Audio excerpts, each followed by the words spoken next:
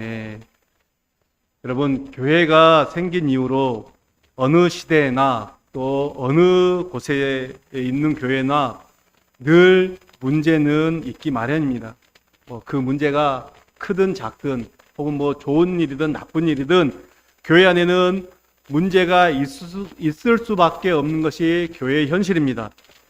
여러분, 왜 교회에 문제가 있을 수밖에 없을까요?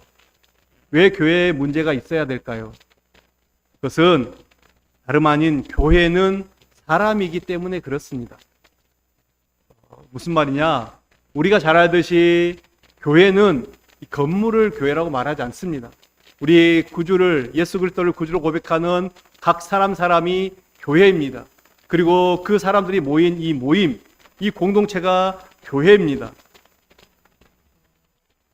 그리고 여러분, 사람이 생명을 붙이고 살아가는 한, 이 땅에 살고 있는 한 수많은 문제들이 쉴 새 없이 일어나는 것이 사람 사는 세상입니다. 그런 사람들이 모인 곳이 교회이기 때문에 교회는 늘 문제가 있을 수밖에 없다는 것이죠.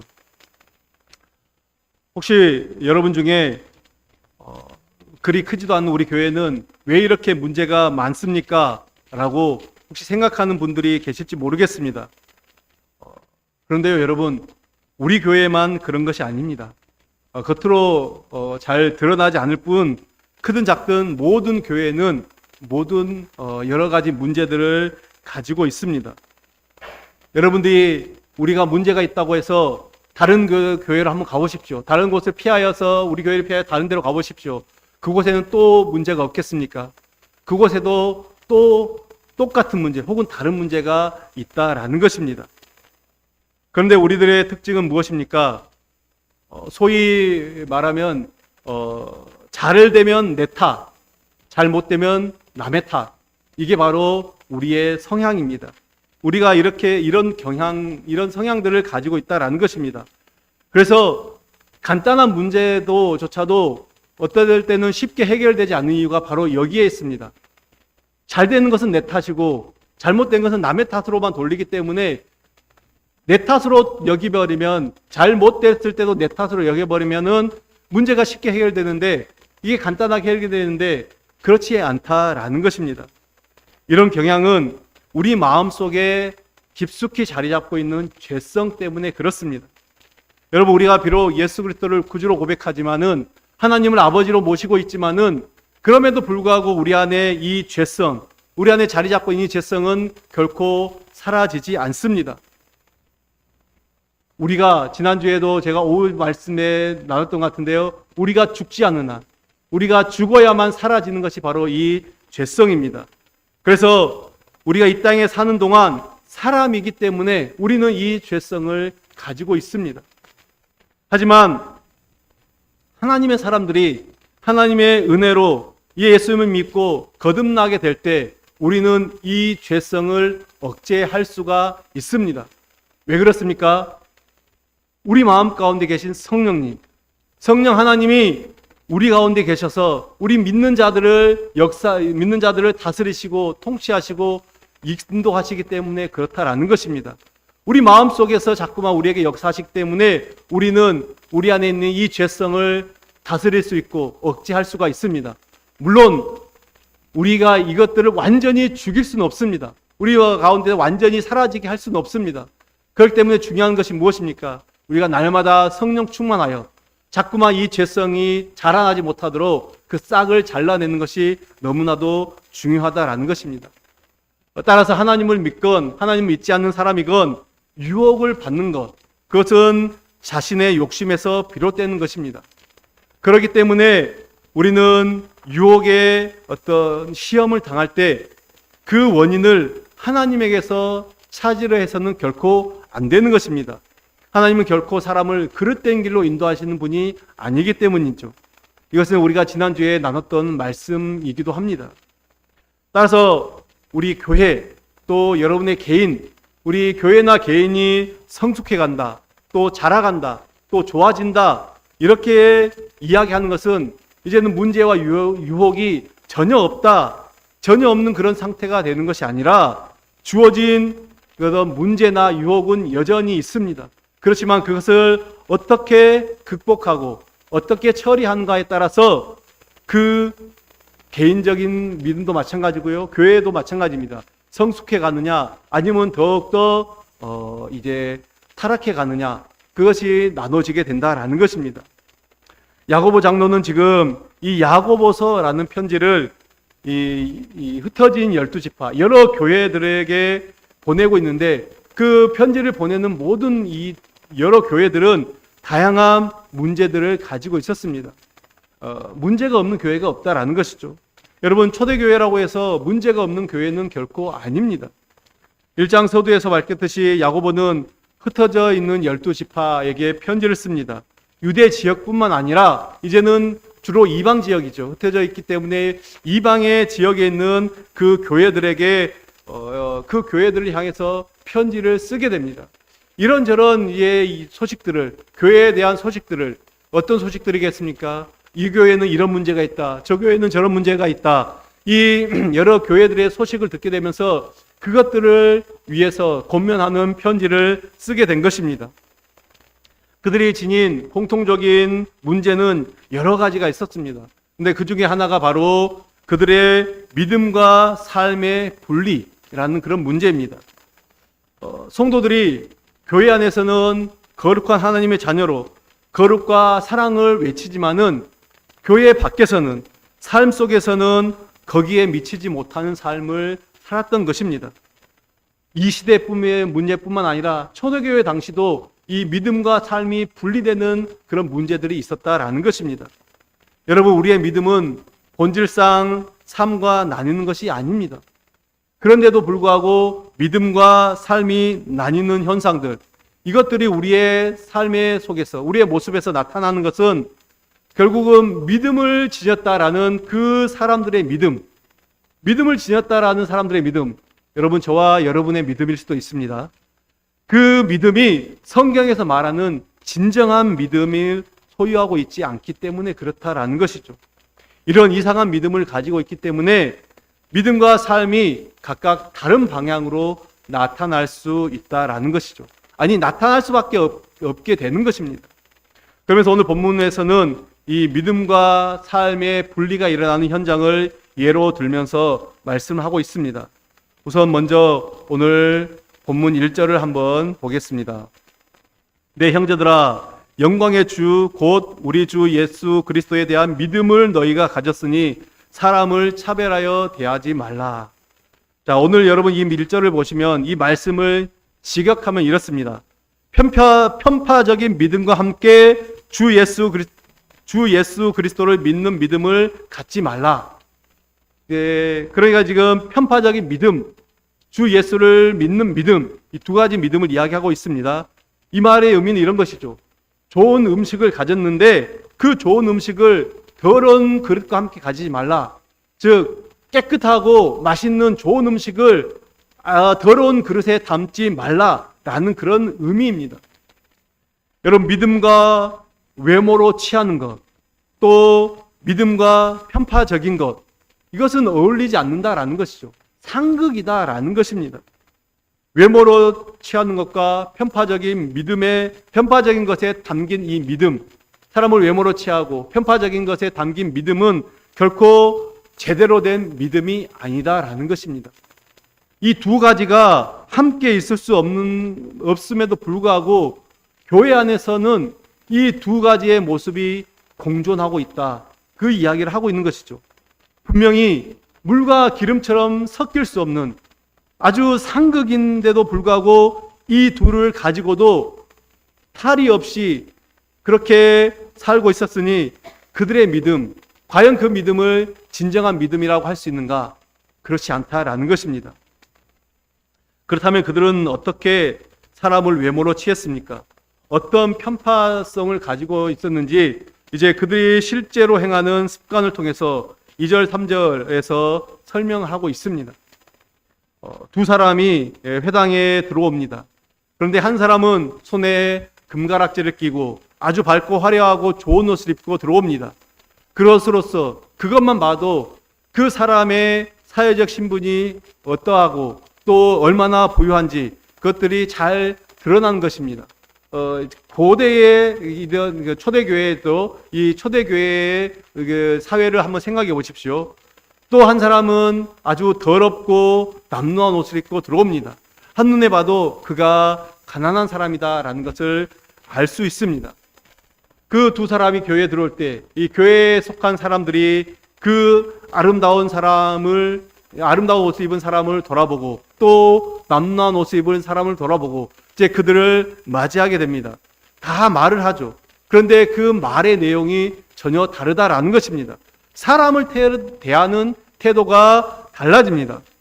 그 아름다운 옷, 금가락지를 끼고 있는 사람을 향해서는 여기 좋은 자리에 앉으십시오. 아주 좋은 자리를 내어드리고 또 이렇게 하는 것이 좋습니다. 온갖 극진한 예우를 하는 것을 보게 됩니다.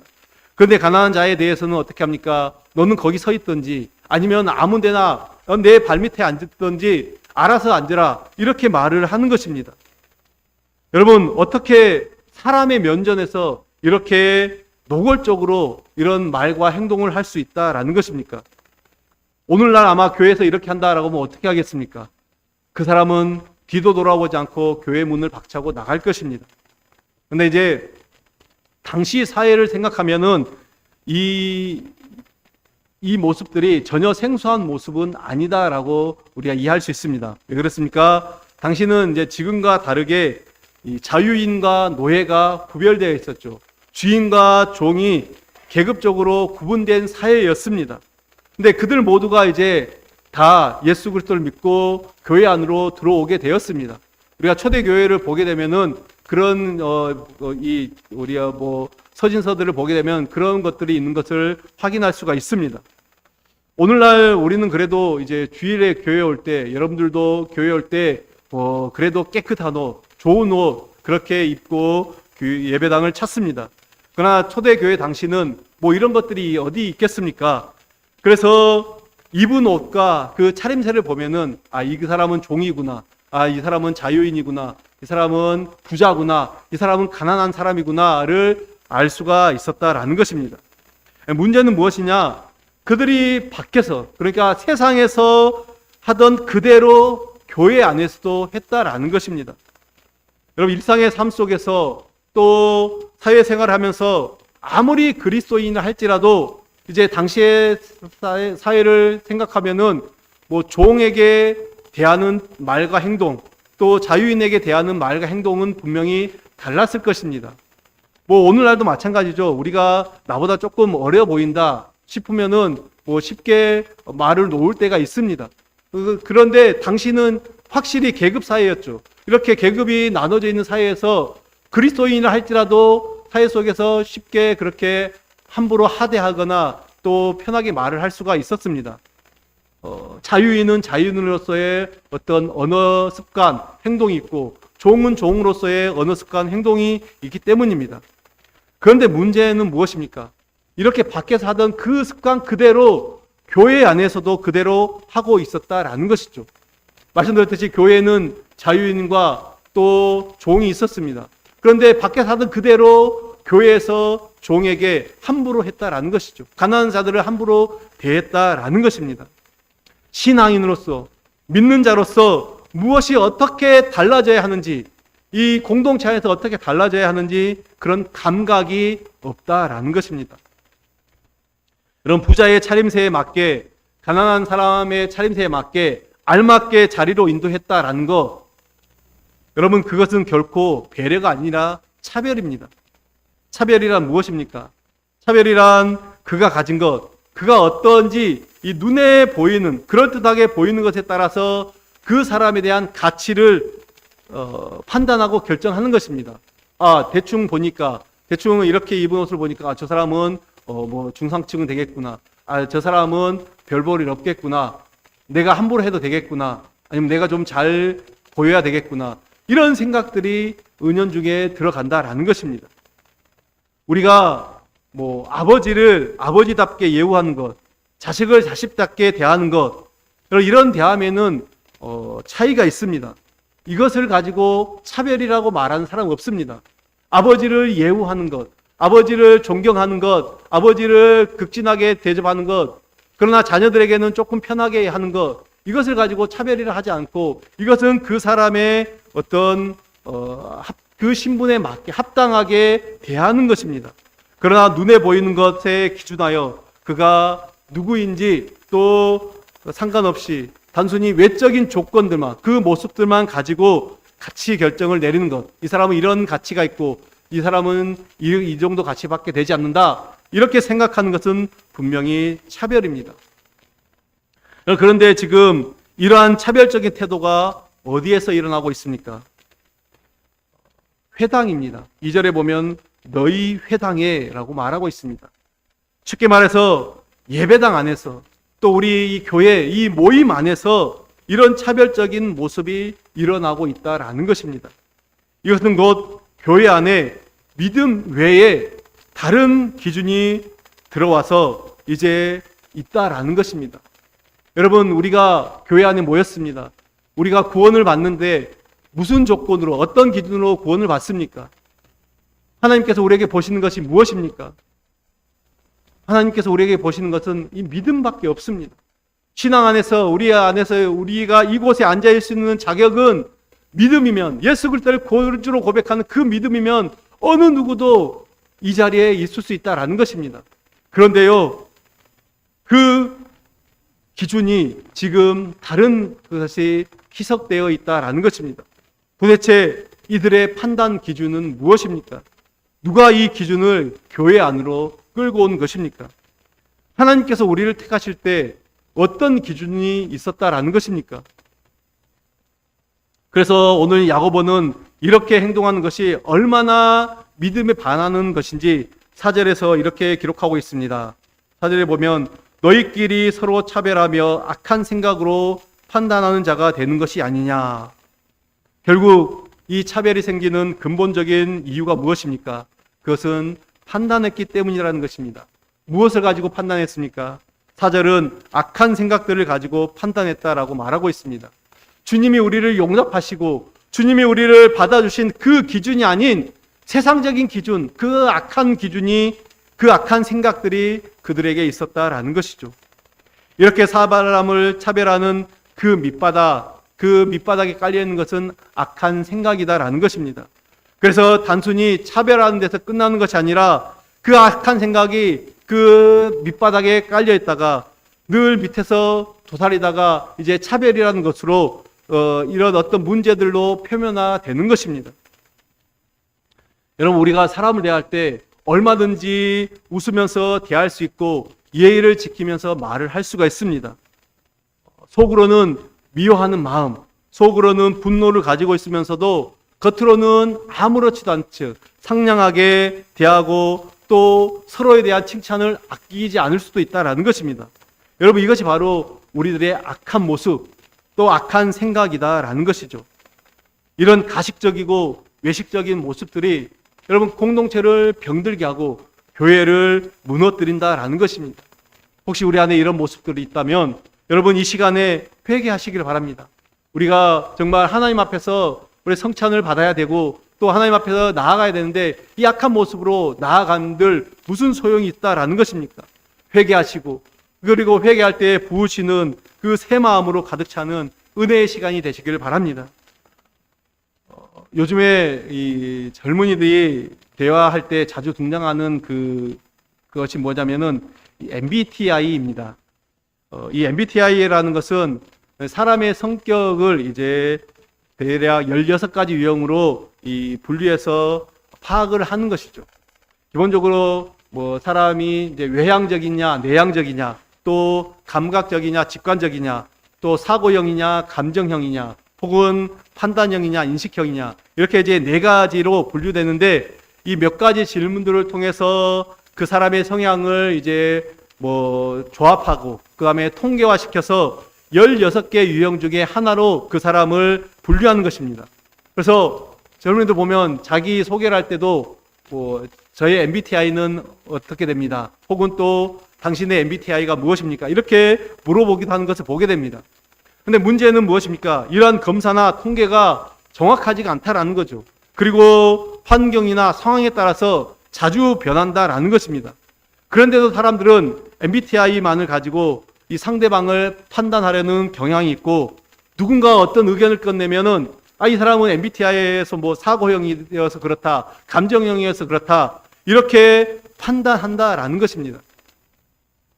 과거에는 이 MBTI 대신에 여러분들도 많이 들어보셨을 텐데 이 혈액형으로 사람을 많이 판단했습니다. 그래서 혈액형이 어떻게 되느냐, 그래서 A형은 소심하다, 뭐 B형은 까칠하다, 이런 이제 선입견이 있는 것이죠. 누구나가 다 그런 것은 아닌데 이런 선입견을 가졌던 것과 비슷하다라고 그렇게 말을 할 수가 있습니다. 여러분, 교회에서 우리가 다른 성도들을 대할 때 외적인 조건을 보고 우대하거나 또 그를 홀대하는 것, 이것은 하나님의 의를 이루는 것이 결코 아닙니다. 악한 생각에서 생겨난 것인 죄악이다라는 것을 우리는 알아야 됩니다. 여러분, 교회가 세상에 존재하는 이유가 무엇입니까? 하나님과 그분의 나라, 그것을 보여주기 위해서 이 땅 가운데 존재하는 것입니다. 우리에게는 그 책임이 있습니다. 하나님의 나라를 보여줘야 돼요. 하나님을 보여줘야 된다라는 것입니다. 그런데 오히려 지금 우리의 모습은 거꾸로 세상을 닮아가고 있지는 않은지 여러분, 우리 자신을 한번 돌아보기를 바랍니다. 이 세상은 물질적인 부라는 그런 기준으로 사람들을 나누고 차별하는 것이 얼마나 많은지 모릅니다. 여러분, 지금 세상이 많이 달라졌다라고 하지만 여전히 무전유죄, 유전무죄가 통용이 되는 것이 우리의 현실입니다. 뿐만 아니라 이러한 사회적 구조는 하나님의 말씀대로 살아가고자 하는 우리 그리스도인들을 계속해서 도전합니다. 공격하고 또 고통을 주고 혼란을 주고, 그로 말미암아서 이제 의와 평강이 넘쳐야 될 이 교회 공동체가 세속적인 논리와 기준에 의해서 그것을 따라가게 되고, 그로 말미암아 무너지고 있는 것이 오늘의 현실입니다. 여러분, 이러한 것들이 당장 지금 우리 눈에 보이지 않다 하더라도 여러분, 여전히 저와 우리 모든 성도들을 위협하고 있다는 사실을 우리는 인지하셔야 됩니다. 사랑하는 여러분, 교회는 새로워져야 됩니다. 교회가 새로워져야 될 때 겉모습이 아니죠. 뭐 건물이 새로워져야 되고, 또 우리가 보고 있는 주보가 새로워져야 되고, 이런 것들이 새로워져야 된다라는 것이 아니라 공동체 안에 있는, 우리 공동체 안에 있는 이 성도들의 우리가 함께 이루는 이 관계가 세상과는 달라져야 된다라는 것입니다. 교회에 와서도 세상에서 대접을 받는 사람이 여전히 동일한 대접을 받고, 교회에 와서도 세상에서 약하고 초라한 사람이 여전히 홀대를 받는다라고 하면은 여러분, 그 교회와 세상의 차이가 무엇이 있습니까? 세상과 아무런 차이가 없다라는 것입니다.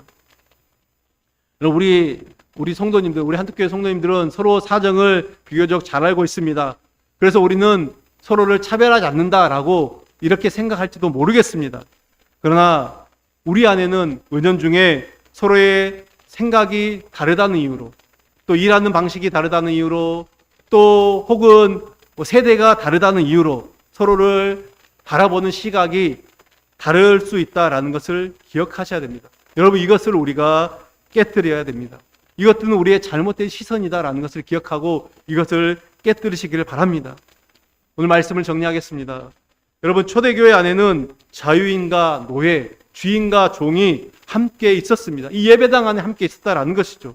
여러분, 그리스도 안에서 종과 주인이 한 형제로, 그리고 부자와 가난한 자가 그리스도를 믿는 그 믿음 안에서 차별이 없었다.